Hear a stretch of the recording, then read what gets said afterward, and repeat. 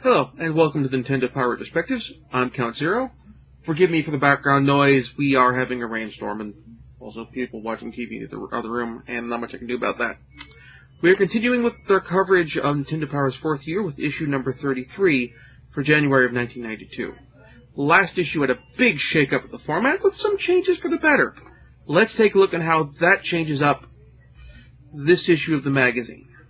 Our cover game for this issue is Teenage Mutant Ninja Turtles 3, The Manhattan Project.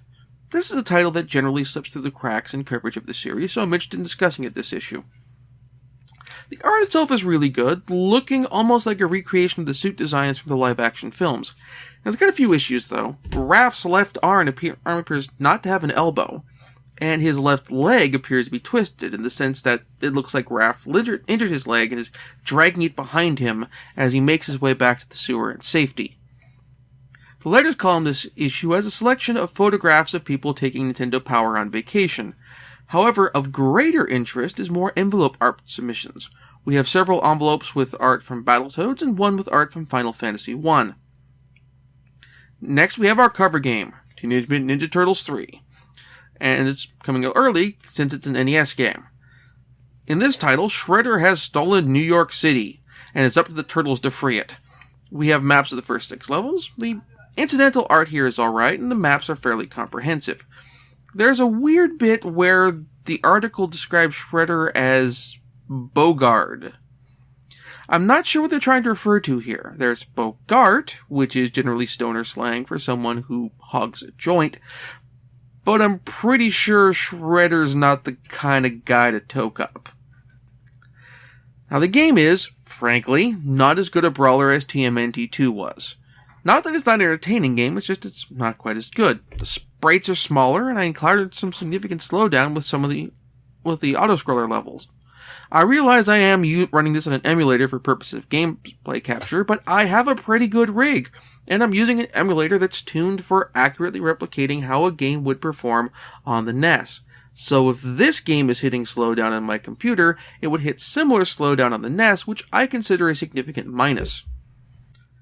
Next up is the second G.I. Joe game we've covered thus far, G.I. Joe The Atlantis Factor, this time from Capcom.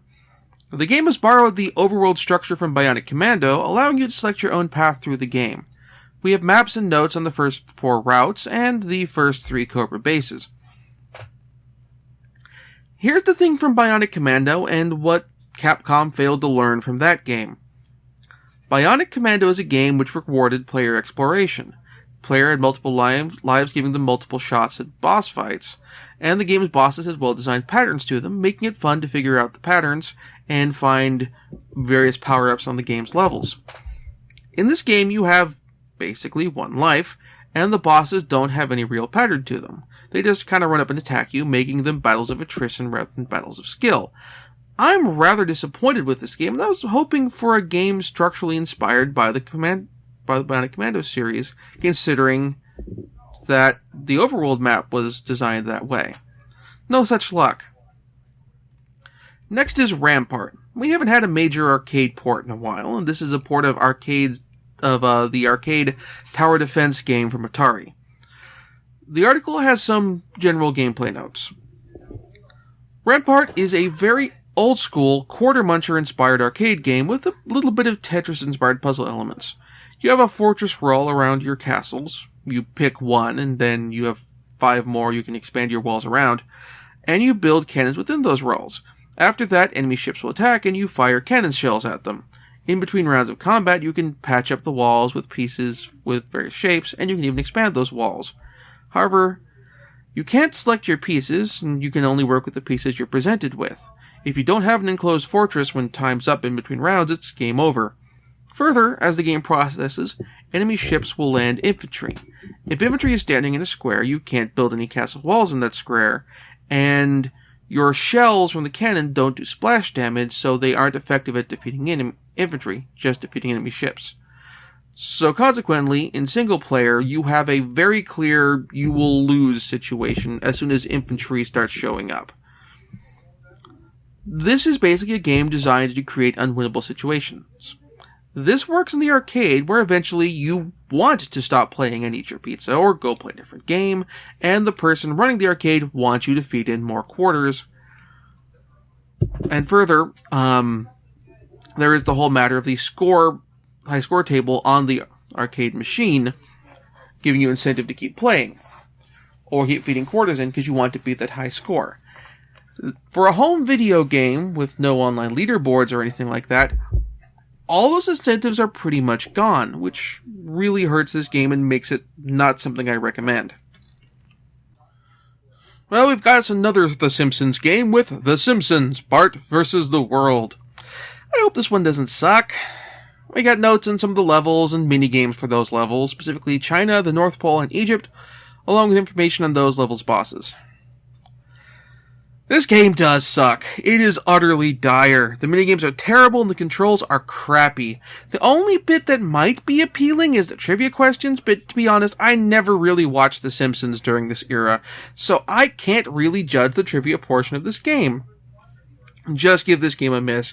Even if you're interested in the trivia, there are probably better The Simpsons dedicated trivia games.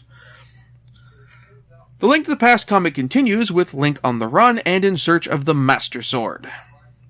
In classified information, we get a whole bunch of tips on how to improve your city and get certain rewards in SimCity. We're moving on to the Game Boy coverage with Gradius, Interstellar Assault, the latest installment in Konami's series. We have maps of the first few levels of the game. The problem Gradius Interstellar Assault has is the same problem that the earlier R-Type game for the Game Boy had. You simply don't have enough room to maneuver around enemy bullets, obstacles, and, well, enemies.